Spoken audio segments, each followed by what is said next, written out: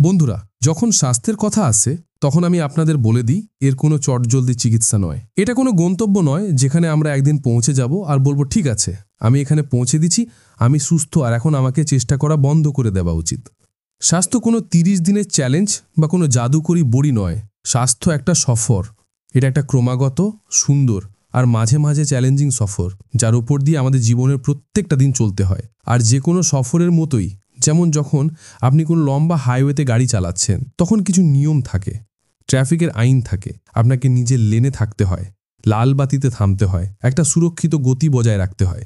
আমরা এই নিয়মগুলো কেন মেনে চলি? আমরা এগুলো মেনে চলি কোনো দুর্ঘটনা এড়ানোর জন্য, যাতে আমাদের সফর সহজ, সুরক্ষিত হয় আর আমরা আমাদের গন্তব্যে আনন্দের সাথে পৌঁছাতে পারি। ঠিক তেমনই বন্ধুরা, আমাদের স্বাস্থ্যর এই সফরেরও কিছু মৌলিক নিয়ম আছে। এগুলো প্রকৃতির নিয়ম, সেই নিয়ম যেগুলো মেনে চলার জন্য আমাদের শরীর তৈরি হয়েছে। আর যখন আমরা এই নিয়মগুলো মেনে চলি তখন শুধু আমাদের জীবনের সফর সহজ আর মসৃণ হয়ে যায় তাই নয়, শুধু আমরা সুস্থ থাকি আর রোগ থেকে দূরে থাকি তাই নয়, বরং আমরা আমাদের জীবনকে আরও বেশি উপভোগ করতে পারি। আমাদের আরও বেশি শক্তি থাকে, আমরা আরও বেশি খুশি অনুভব করি আর আমরা আমাদের পরিবার ও কাজের জন্য পুরোপুরি উপস্থিত থাকতে পারি।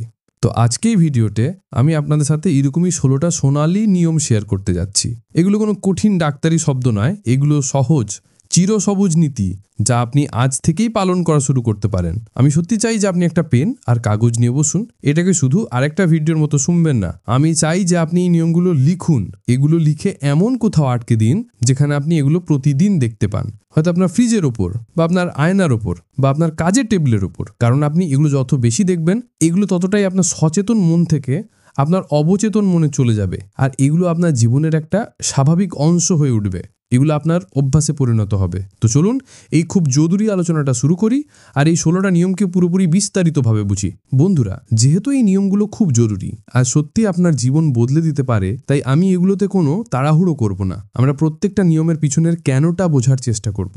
যখন আপনি এটা বোঝেন যে আপনি কিছু কেন করছেন, তখন আপনার সেটার উপর টিকে থাকার সম্ভাবনা অনেক বেশি হয়। অসম্পূর্ণ জ্ঞান সবসময় বিপজ্জনক। তাই চলুন প্রত্যেকটা কথার পুরো ছবিটা বুঝি।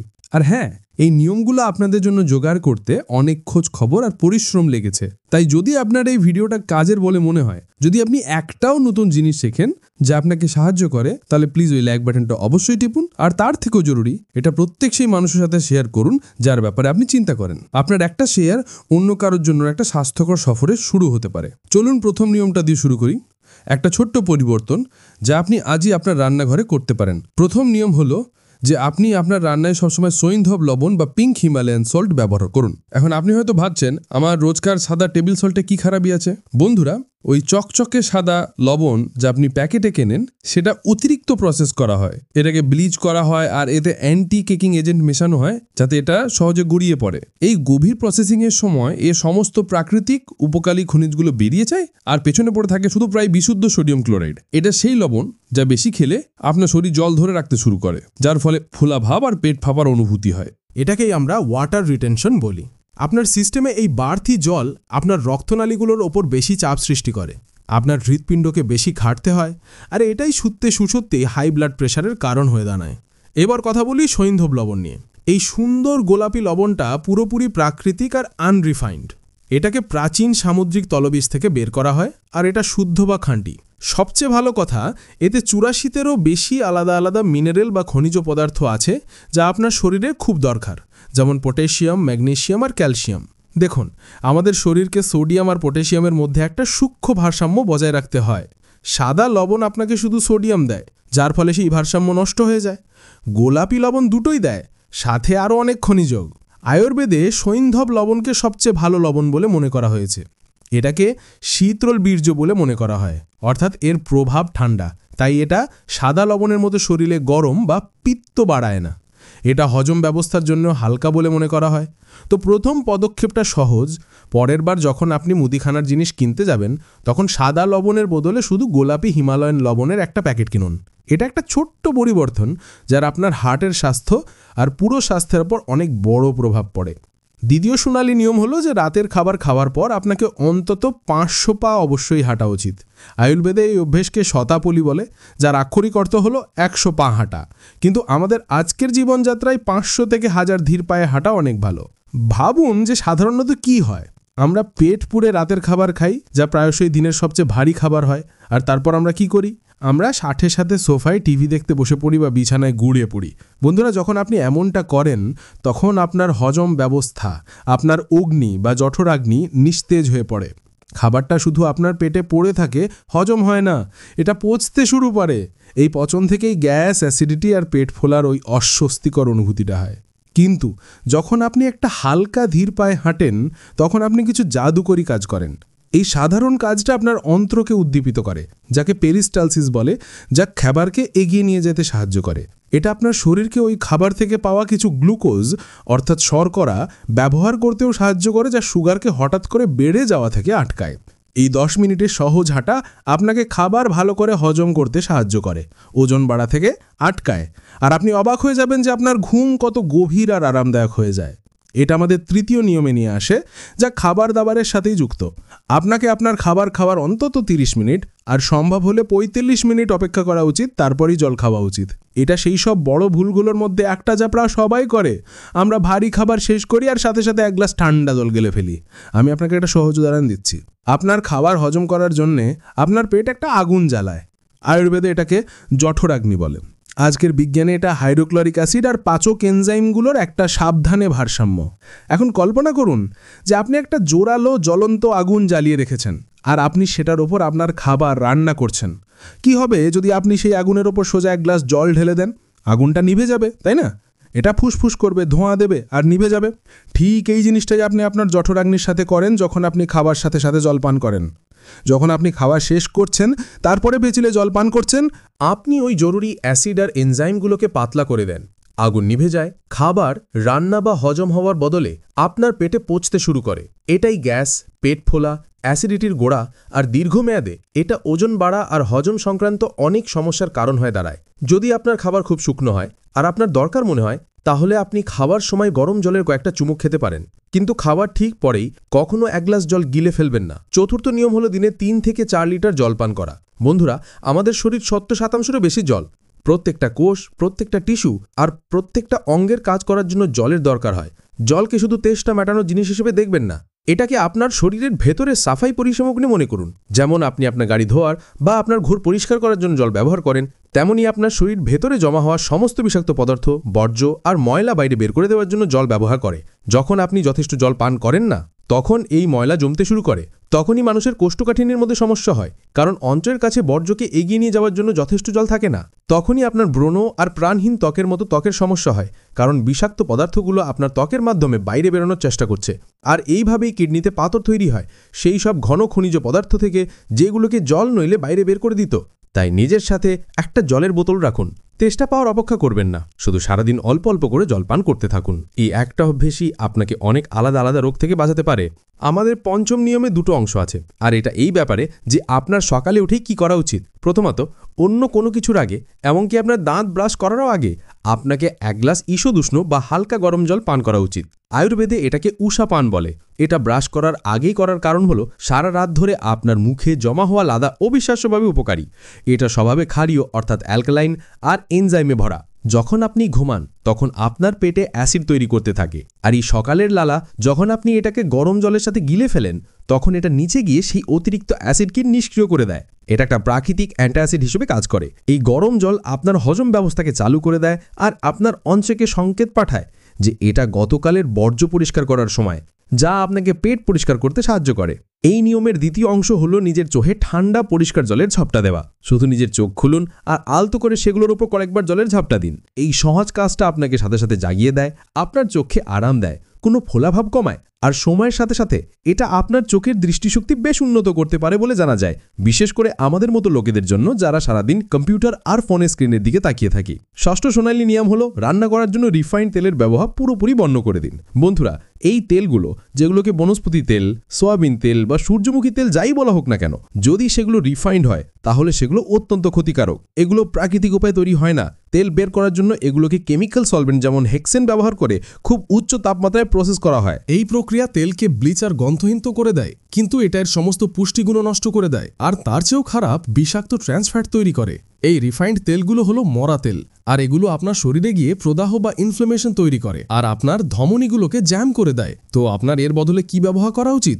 সবচেয়ে ভালো রান্নার মাধ্যম হলো গরুর খাঁটি দেশি ঘি। ঘি একটা স্বাস্থ্যকর স্যাচুরেটেড ফ্যাট। এর স্মোক পয়েন্ট খুব বেশি, যার মানে হলো গরম করলে এটা পুড়ে যায় না আর বিষাক্ত হয়ে ওঠে না। এতে বিউটেরিক অ্যাসিড থাকে, যা আপনার অন্ত্রের ভেতরের আস্তরণকে ঠিক করে, আর এটা এ, ডি, ই আর কে এর মতো ফ্যাট সলিউবল ভিটামিনে ভরা। আয়ুর্বেদ ঘিকে একটা অনুপান বা বাহক বলে মনে করে, যার মানে হলো এটা আপনার শরীরকে সেই খাবার থেকে পুষ্টিগুণ শুষে নিতে সাহায্য করে যা আপনি এতে রান্না করেন। যদি আপনি ঘি কিনতে না পারেন বা এটা ব্যবহার করতে না চান, তাহলে আপনার পরের সবচেয়ে ভালো বিকল্প হলো আনরিফাইন্ড কোল্ড প্রেসড তেল। কাচ্চিঘানি শব্দটা দেখুন। আপনি কোল্ড প্রেসড সর্ষের তেল, নাকের তেল বা তিলের তেল ব্যবহার করতে পারেন, কিন্তু প্লিজ নিজের কাছে প্রতিজ্ঞা করুন যে আপনি আপনার রান্নাঘর থেকে রিফাইন্ড তেলের ওই প্লাস্টিকের বোতলটা বাইরে ফেলে দেবেন। সপ্তম নিয়ম বন্ধুরা হলো যে আপনার প্লেটকে যতটা সম্ভব রঙিন করে তুলুন। আমি চাই যে আপনি রামধনু খান। প্রকৃতি খুব বুদ্ধিমান। প্রকৃতি আমাদের এতগুলো আলাদা আলাদা রঙের ফল আর সবজি দিয়েছে, আর প্রত্যেকটা রং পুষ্টিগুণ আর অ্যান্টিঅক্সিডেন্টের একটা আলাদা গ্রুপকে দেখায়। যখন আপনি শুধু ফ্যাকাশে বা বাদামি রঙের খাবার খান, যেমন শুধু রুটি, ভাত আর আলু, তখন আপনি স্বাস্থ্যের এই অদ্ভুত ভান্ডারটা হারিয়ে ফেলছেন। উদাহরণের স্বরূপ টমেটো, ডালিম আর তরমুজের মতো লাল খাবারের লাইকোপিন থাকে, যা আপনার হার্টের স্বাস্থ্যের জন্য খুব ভালো। গাজর, কুমড়ো আর পেঁপের মতো কমলা আর হলুদ খাবারে বিটা ক্যারোটিন আর ভিটামিন সি এ ভরা থাকে, যা আপনার রোগ প্রতিরোধ ক্ষমতা বাড়ায় আর আপনার চোখের দৃষ্টিশক্তির জন্য খুব ভালো। পালং শাক, ব্রোকলি আর সব রকমের শাকসবজির মতো সবুজ খাবারে ক্লোরোফিল, ফোলেট আর আয়রন ভরা থাকে, যা আপনার রক্ত পরিষ্কার করে আর আপনার শরীরকে ডিটক্সিফাই করে। ব্লুবেরি, জাম আর বেগুনের মতো নীল আর বেগুনি খাবারে অ্যান্থোসায়ানিন থাকে, যা শক্তিশালী অ্যান্টিঅক্সিডেন্ট, যা আপনার মস্তিষ্ককে রক্ষা করে আর বার্ধক্যের সাথে লড়াই করে। তো এটাকে একটা খেলা বানিয়ে নিন। আপনার দুপুরের খাবারের থালাটার দিকে তাকান। আপনি কি অন্তত 3টে আলাদা রং দেখতে পাচ্ছেন? যদি না পান, তাহলে কাটা গাজর বা একটু পালং শাক বা টমেটোর কয়েকটা টুকরো যোগ করুন। এটা নিশ্চিত করার সবচেয়ে সহজ উপায় হচ্ছে যে আপনি সেই সব ধরনের ভিটামিন আর খনিজ পাচ্ছেন যা আপনার শরীরে বেড়ে ওঠার জন্য দরকার। আমাদের অষ্টম নিয়মটা আগেরটারই একটা সম্প্রসারণ, আর সেটা হলো সাদা জিনিস এড়িয়ে চলা, বা যেমন আমি সেগুলোকে বলতে পছন্দ করি, 3টে সাদা বিষ। এগুলো হলো সাদা চিনি, সাদা আটা অর্থাৎ ময়দা আর প্রসেসড সাদা লবণ, যার কথা আমরা আগেই বলেছি। চলুন চিনি আর ময়দা নিয়ে কথা বলি। এই জিনিসগুলোকে এত বেশি রিফাইন করা হয় যে এগুলোতে শূন্য পুষ্টিগুণ থাকে। এগুলো শুধু খালি ক্যালোরি। সাদা চিনি যা আপনার মিষ্টি, কোল্ড ড্রিঙ্কস আর প্রসেসড খাবারে পাওয়া যায়, আপনার ব্লাড সুগার বাড়ানো ছাড়া আর কিছুই করে না। এটা আপনার শরীরকে ইনসুলিন অর্থাৎ ফ্যাট জমানোর হরমোন ছাড়তে বাধ্য করে। সময়ের সাথে সাথে এটা ইনসুলিন রেজিস্ট্যান্স আর টাইপ 2 ডায়াবেটিসের কারণ হয়ে দাঁড়ায়। এটা আপনার অন্ত্রে খারাপ ব্যাকটেরিয়াকেও খাওয়ায়। সাদা আটা বা ময়দা যা আপনার সাদা পাউরুটি, বিস্কুট আর নুডলসে থাকে, এটা আরো খারাপ। এগুলো ভুঁড়ি সংলাপহীন। এগুলো শুধু ব্লাড সুগারের দ্রুত বৃদ্ধি করে, কিন্তু পরে আবার দ্রুত হ্রাস পায়, যা আপনাকে প্রত্যক্ষ গ্রাভি ঢুকিয়ে দেয়, যা ফলে আপনি আরো বেশি খাকা হয়। মোদ্দা কথা বলে সেটা হচ্ছে রিফাইন্ড ট্রেনিংগুলোকে আপনাকে বাদ দিতে হবে। স্বাস্থ্য নিয়ে ভাবার উচিত জিনিসগুলো হলো, মানে যদি কেউ খেয়ে যায় তো সেটা একটু ভালো হতে হবে, কারণ ভালো জিনিস না খেলে তাহলে ধরেই যাবেন। এর থেকে সব ফাইবার বের করে নেওয়া হয়েছে। যখন আপনি এটা খান, তখন এটা আপনার অন্ত্রে একটা আঠালো আঠার মতো পদার্থে পরিণত হয়, যা আপনার সিস্টেমকে জ্যাম করে দেয় আর গুরুতর কোষ্ঠকাঠিন্য তৈরি করে। এটা আপনার ব্লাড সুগারকেও ঠিক ততটাই দ্রুত বাড়ায় যতটা দ্রুত খাঁটি চিনি। এই সাদা খাবারগুলো স্থূলতা, কোষ্ঠকাঠিন্য আর জীবনধারা সংক্রান্ত অনেক রোগের প্রধান কারণ। চিনির বদলে প্রাকৃতিক গুড় বা খেজুর বেছে নিন। সাদা আটার বদলে গমের আটা ব্যবহার করুন, বা তার চেয়েও ভালো আপনার ডায়েটে জোয়ার, বাজরা আর রাগির মতো মোটা শস্য যোগ করা শুরু করুন। নবম নিয়মটা আপনার রাতের খাবার নিয়ে। আপনার রাতে 3টে বিশেষ জিনিস খাওয়া এড়িয়ে চলা উচিত: দই, রাজমা আর ভাত। এটা সরাসরি আয়ুর্বেদের জ্ঞান থেকে আসে। আয়ুর্বেদ অনুসারে এই 3টে খাবারই গুরু অর্থাৎ হজমে ভারী, আর এগুলো শরীরে কফ দোষ বাড়িয়ে দেয়। কফ হলো পৃথিবী আর জলের শক্তি, আর এটা সন্ধ্যা আর রাতে স্বাভাবিকভাবেই প্রভাবশালী হয়। কফ ভারী, ঠান্ডা আর ধীর। যখন আপনি এই ভারী, ঠান্ডা আর সহজে হজম না হওয়া খাবারগুলো রাতে খান, যখন আপনার জঠরাগ্নি অর্থাৎ হজমের আগুন সবচেয়ে দুর্বল থাকে, তখন আপনার শরীর সেগুলোকে হজম করতে পারে না। দই, যা ঠান্ডা আর ভারী, বেশি শ্লেষ্মা বা কফ তৈরি করে আর সর্দি কাশি বাড়িয়ে দিতে পারে। রাজমা, যা হজম করা খুব কঠিন, আপনার পেটে পড়ে থাকবে আর সারারাত গ্যাস আর ফোলাভাব তৈরি করবে। আর ভারী ভাত ওজন বাড়াতে সাহায্য করবে। এর মানে এই নয় যে এই খাবারগুলো খারাপ। এগুলো অবিশ্বাস্যভাবে পুষ্টিকর, কিন্তু এগুলোকে সঠিক সময় খাওয়া উচিত। দই, রাজমা বা ভাত খাবার সবচেয়ে ভালো সময় হলো দুপুরের খাবার, যখন সূর্য ঠিক মাথার উপর থাকে আর আপনার জঠরাগ্নি সবচেয়ে শক্তিশালী থাকে। আমাদের 10ম নিয়মটা সব চা আর কফি প্রেমীদের জন্য। আপনার সকালে সবার আগে খালি পেটে কখনোই চা বা কফি পান করা উচিত নয়। আমি জানি অনেক লোকের জন্য এই বেড টিয়ের চল একটা এমন রীতি যা নিয়ে কোনো আপোষ করা যায় না, কিন্তু বন্ধুরা, এটা আপনার পেটের জন্য সবচেয়ে খারাপ জিনিসগুলোর মধ্যে একটা, যা আপনি করতে পারেন। আপনার পেট সারা রাত খালি ছিল আর এতে অ্যাসিডের পরিমাণ খুব বেশি। চা আর কফিও স্বভাবে খুব অ্যাসিডিক। যখন আপনি এই অ্যাসিডিক পানীয়টা আগে থেকে অ্যাসিডিক খালি পেটে ঢালেন, তখন আপনি একটা অ্যাসিড বোমা তৈরি করছেন। এটা অ্যাসিডিটি, গ্যাস, বুক জ্বালার 1 নম্বর কারণ। আর দীর্ঘমেয়াদে এটা পেটে যন্ত্রণাদায়ক আলসারও তৈরি করতে পারে। তাছাড়া খালি পেটে ক্যাফেন আপনার সিস্টেমকে একটা ধাক্কা দেয়, আপনার স্ট্রেস হরমোন কর্টিসল বাড়িয়ে দেয় আর আপনাকে উদ্বিগ্ন আর নার্ভাস বোধ করায়। যদি আপনাকে আপনার সকালের চা বা কফি অবশ্যই পান করতে হয়, তাহলে প্লিজ এটা করুন। আগে কিছু হালকা খেয়ে নিন। সে ভেজানো বাদামগুলো খান, যার কথা আমরা বলেছি, বা একটা কানা বা 1 মুঠো বাদাম খান। 15-20 মিনিট অপেক্ষা করুন আর তারপর আপনার চা পান করুন। এই খাবারটা একটা বাফার অর্থাৎ রক্ষা কবচ হিসেবে কাজ করে, যা আপনার পেটের আস্তরণকে অ্যাসিডের আক্রমণ থেকে বাঁচায়। একাদশ নিয়মটাও আপনার দিনের শেষ খাবার নিয়ে। রাতের খাবার কখনোই ভারী খাবেন না। একটা খুব বিখ্যাত কথা আছে, সকালের জলখাবার খাও রাজার মতো, দুপুরের খাবার রাজকুমারের মতো, আর রাতের খাবার ভিখারির মতো। এটা খাঁটি জ্ঞান। আমাদের মেটাবলিজম আমাদের জঠরাগ্নির সূর্যকে অনুসরণ করে। এটা দুপুরের সবচেয়ে শক্তিশালী থাকে আর সূর্যাস্তের পর সবচেয়ে দুর্বল। রাতে আপনার শরীর হজম মোডে থাকে না, এটা মেরামত মোডে থাকা উচিত। যখন আপনি ঘুমন, তখন আপনার শরীর ক্ষতিগ্রস্ত কোষগুলো মেরামত করতে, নতুন টিস্যু তৈরি করতে আর আপনার অঙ্গগুলোকে ডিটক্সিফাই করতে ব্যস্ত থাকে। এটা এর জরুরি রক্ষণাবেক্ষণের সময়। কিন্তু যদি আপনি খুব ভারী রাতের খাবার খান, যাতে অনেক রুটি, ভাত আর তেল দেওয়া সবজি থাকে, তাহলে আপনার শরীরকে তার সমস্ত শক্তি অন্যদিকে লাগাতে হয়। মেরামত করার বদলে এটা সেই ভারী খাবারটা হজম করার চেষ্টায় সারা রাত কাটাতে বাধ্য হয়। এই কারণেই আপনি 8 ঘন্টা ঘুমানোর পরও ক্লান্ত, অলস আর অতৃপ্ত বোধ করে ঘুম থেকে ওঠেন। আপনার শরীর কখনোই তার মেরামতের কাজটা করতে পারেনি। এই অপাচ্য খাবার পেটের জেদি চর্বি হিসাবেও জমা হয়। তাই প্লিজ আপনার রাতের খাবার যতটা সম্ভব হালকা রাখুন। 1 বাটি স্যুপ, কিছু সেদ্ধ সবজি বা একটা সাধারণ খিচুড়ি বা ডালিয়া সবচেয়ে ভালো। দ্বাদশ নিয়মটা একটা সাধারণ নিয়ম, যা আপনি আগেও শুনেছেন, কিন্তু আমি এর উপর আবার জোর দিতে চাই। আপনাকে প্রত্যেকদিন একটা আপেল অবশ্যই খাওয়া উচিত। আমি নিশ্চিত যে আপনারা সবাই এই কথা শুনেছেন। প্রতিদিন একটা আপেল খান আর ডাক্তারকে ধরে রাখুন। বন্ধুরা, এটা শুধু একটা আকর্ষণীয় কথা নয়, এটা 100% সত্যি। আপেল একটা চমৎকারী ফল। এর আসল জাদু এর খোসা আর এতে থাকা ফাইবার, যাকে পেকটিন বলে, তার মধ্যে আছে। পেকটিন একটা বিশেষ ধরনের দ্রবণীয় ফাইবার, যা প্রিবায়োটিক হিসেবে কাজ করে। এর মানে হলো এটা আপনার অন্ত্রে থাকা ভালো ব্যাকটেরিয়ার খাবার। যখন আপনার ভালো ব্যাকটেরিয়ারা ভাবভাবে খাই দেয়, তখন আপনার হজম, আপনার রোগ প্রতিরোধ ক্ষমতার, এমনকি আপনার মানসিক স্বাস্থ্যও ভালো হয়। এই পেকটিন ফাইবার আপনার অন্ত্রে একটা জেলের মতো পদার্থ তৈরি করে, যা খারাপ কোলেস্টেরল আর অতিরিক্ত চিনিকে খুব সুন্দরভাবে আটকে ফেলে আর সেগুলোকে আপনার শরীর থেকে বাইরে বের করে দেয়। আপেলের খোসা কোয়েরসেটিন নামের একটা অ্যান্টিঅক্সিডেন্টও ভরপুর, যা সাংঘাতিকভাবে অ্যান্টি ইনফ্ল্যামেটারি বা প্রদাহ বিরোধী আর অ্যালার্জির সাথে লড়তে সাহায্য করে। তো এটাকে একটা অভ্যাস বানিয়ে নিন। প্রত্যেক দিন একটা গোটা আপেল তার খোসা সমেত খান। এটা সবচেয়ে ভালো আর সবচেয়ে সহজ হেলথ ইন্স্যুরেন্স যা আপনি নিতে পারেন। আমাদের ত্রয়োদশ নিয়মটা আপনার শরীরকে নাড়াচাড়া করা নিয়ে। আপনাকে প্রত্যেক দিন 10,000 পা হাঁটার লক্ষ্য রাখা উচিত। আমাদের আজকের জীবনে আমরা একটা বসে থাকা প্রজন্ম হয়ে গেছি। আমরা খাবার জন্য বসি, যাতায়াতের জন্য কাটতে বসি, আমরা আমাদের ডেস্কে সারাদিন বসে থাকি আর আমরা আরাম করার জন্য সোফায় বসি। বন্ধুরা, আমাদের শরীর এর জন্য তৈরি হয়নি, আমাদের শরীর হাঁটা চলার জন্য তৈরি হয়েছে। এই বসে থাকা জীবন যেমনকি নতুন ধূমপান বলা হচ্ছে, কারণ এটা ঠিক ততটাই বিপজ্জনক। এটা আপনার রক্ত সঞ্চালন ধীর করে দেয়, আপনার পেশিগুলোকে দুর্বল বানায় আর স্থূলতা, ডায়াবেটিস, হাই ব্লাড প্রেশার আর হার্ট অ্যাটাকের মতো রোগকে সরাসরি আমন্ত্রণ জানায়। এখন 10,000 পা হয়তো অনেক বেশি মনে হতে পারে, কিন্তু আপনাকে এটা সব একবার করতে হবে না। আপনি আপনার পদক্ষেপ ট্র্যাক করার জন্য আপনার স্মার্টফোন বা একটা সাধারণ ফিটনেস ব্যান্ডও ব্যবহার করতে পারেন। আপনি দেখবেন যে আপনি কিভাবে আপনার দিনে পদক্ষেপ যোগ করতে পারেন। লিফটের বদলে সিঁড়ি ব্যবহার করুন। আপনার গাড়িটা অফিস থেকে একটু দূরে পার্ক করুন। যখন আপনি ফোনে কথা বলছেন, তখন আপনার ঘরে ঘোরাফেরা করুন। আর অবশ্যই রাতের খাবারের পরে সেই হাঁটটা যোগ করুন। যদি আপনি এখনই শুরু করছেন, তাহলে 5,000 থেকে 7,000 পা হাঁটার লক্ষ্য রাখুন আর তারপর ধীরে ধীরে 10,000 পর্যন্ত পৌঁছান। এটা সবচেয়ে সহজ, সবচেয়ে সস্তা আর সবচেয়ে কার্যকরী ব্যায়াম যা আপনি করতে পারেন। চতুর্দশ নিয়ম হলো প্রত্যেক দিন 1 গ্লাস লেবু জল পান করা। এটা একটা সহজ, শক্তিশালী ডিটক্স ড্রিঙ্ক। এখন চলুন একটা ভুল ধারণা দূর করি। লেবু জল জাদুকরীভাবে চর্বি গলিয়ে দেয় না, কিন্তু এটা যা করে সেটা হলো এই: লেবু স্বাদে অ্যাসিডিক হলেও হজম হওয়ার পর আপনার শরীরে ক্ষারীয় অর্থাৎ অ্যালকালাইন প্রভাব ফেলে। বেশিরভাগ প্রসেসড ফুড, চিনি আর মাংস যা আমরা খাই, সেগুলো অ্যাসিডিক।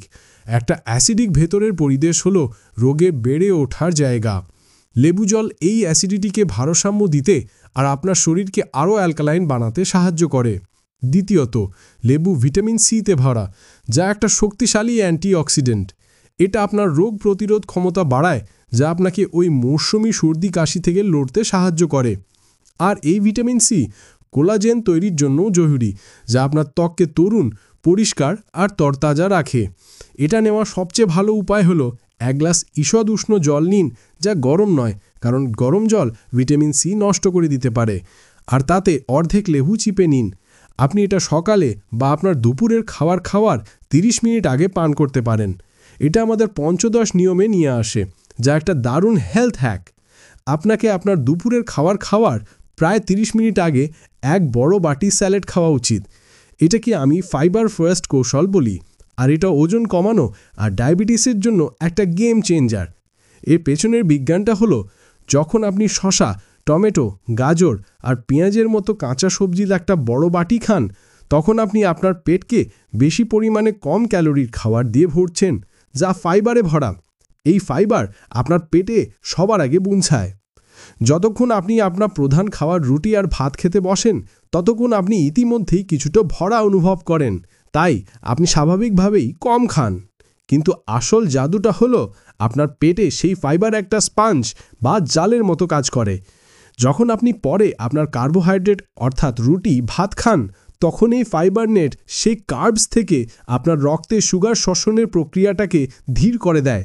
এর মানে হলো, আপনার খাওয়ার পরই আপনার সুগার হঠাৎ করে বেড়ে যায় না।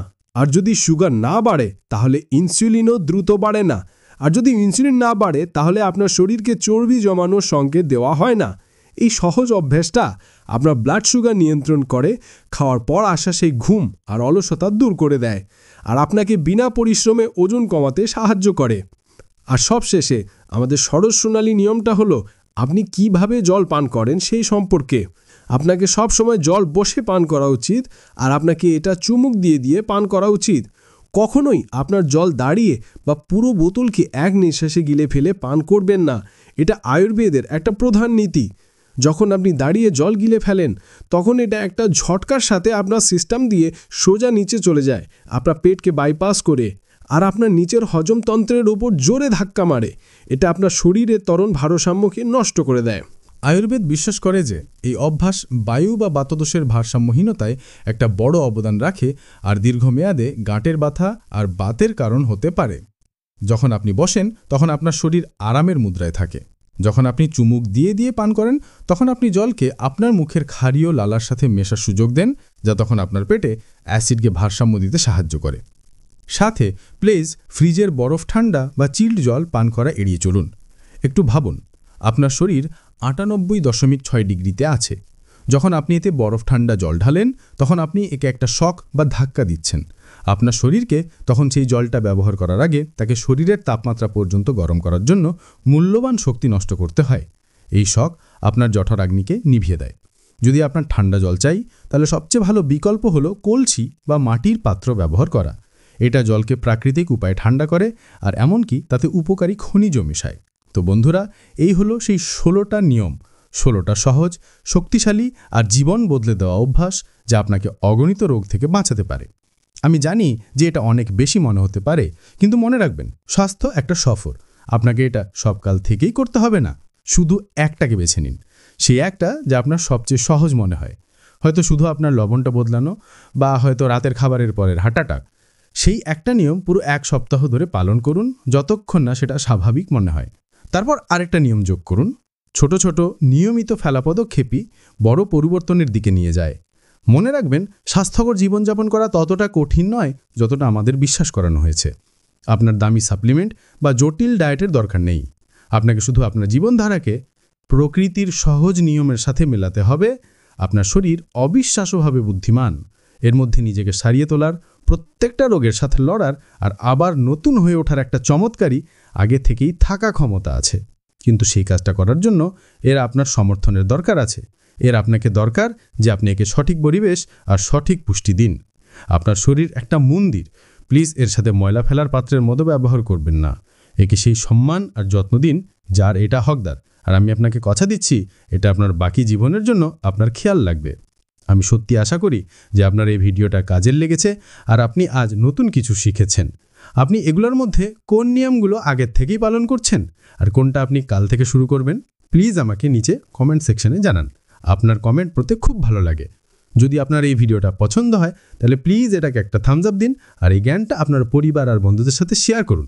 আসুন একসাথে একটা সুস্থ আর খুশি সম্প্রদায় গড়ে তুলি। আমি আপনার সাথে পরের ভিডিওতে আরও বেশি সহজ ব্যবহারিক স্বাস্থ্য জ্ঞান নিয়ে দেখা করব। ততদিন নিজের খুব খেয়াল রাখুন, হাসতে থাকুন, পজিটিভ থাকুন আর প্রত্যেক দিন নতুন কিছু শিখতে থাকুন যাতে আপনি সবসময় সুস্থ থাকতে পারেন।